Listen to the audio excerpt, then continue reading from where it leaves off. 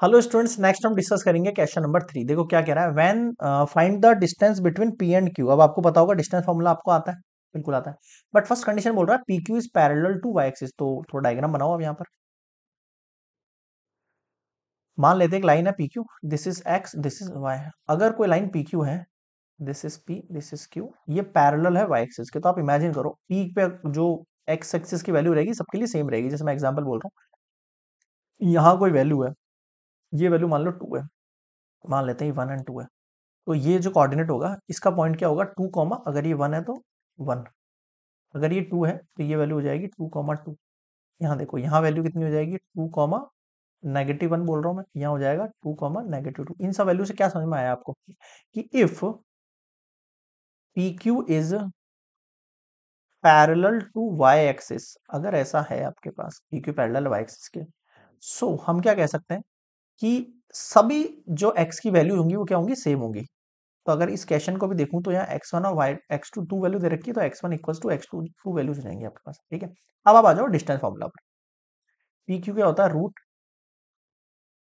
x2 minus x1 का whole square plus y2 minus y1 का whole square. अब x1 x2 same है, तो x2 माइनस x2 ही लिख दूं यहाँ पर, whole square plus y2 minus y1 का होल स्क्वायर।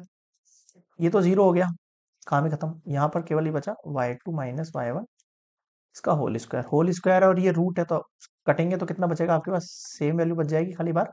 और मैं मोड लगा के छोड़ रहा हूँ, क्यों, क्योंकि वैल्यू जो निकलेगी वो आपके पास पॉजिटिव नेगेटिव कुछ भी निकल सकती है, क्योंकि y2 की वैल्यू y1 की वैल्यू बड़ी भी हो सकती है। भाई इस 2 से ये रूट तो कट गया है ना, इस रूट का मतलब होता है हाफ, हाफ से 2 कैंसिल आउट हो जाएगा।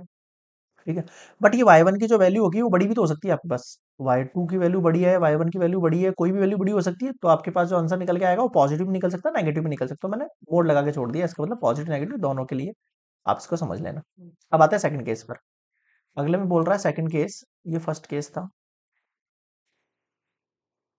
P Q is parallel to the X axis. मान लेते हैं ऐसा, इस बार ये एक्स एक्सिस के इक्वल है। अब क्या होगा, यहाँ पर जितनी वैल्यू वाई की रहेंगी वो क्या रहेंगी, सेम रहेंगी।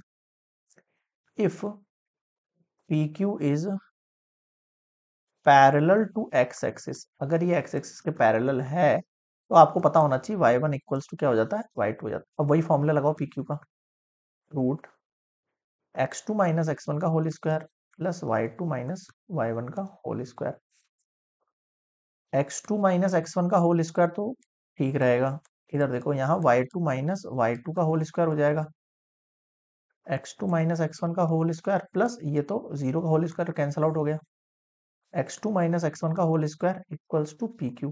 अब आप देखो पी क्यू की वैल्यू किसके इक्वल हमें आ रही है, रूट और फिर ये हाफ। इसको सॉल्व करूंगा तो क्या निकल के आएगा, x2 माइनस x1। अब ये वैल्यू पॉजिटिव भी निकल सकती है, नेगेटिव निकल सकता है, मैंने यहाँ पे मोड लगा के छोड़ दिया दोनों के लिए ना। तो पी क्यू इक्वल्स टू कितना हो गया, mode x2 minus x1 mode. ठीक है, तो ये डिस्टेंस फॉर्मूला हो गया पी क्यू के लिए, if P Q is parallel to X axis. ठीक है, और पीछे बताया था अपन ने वाई एक्सिस का। Question number 3 complete.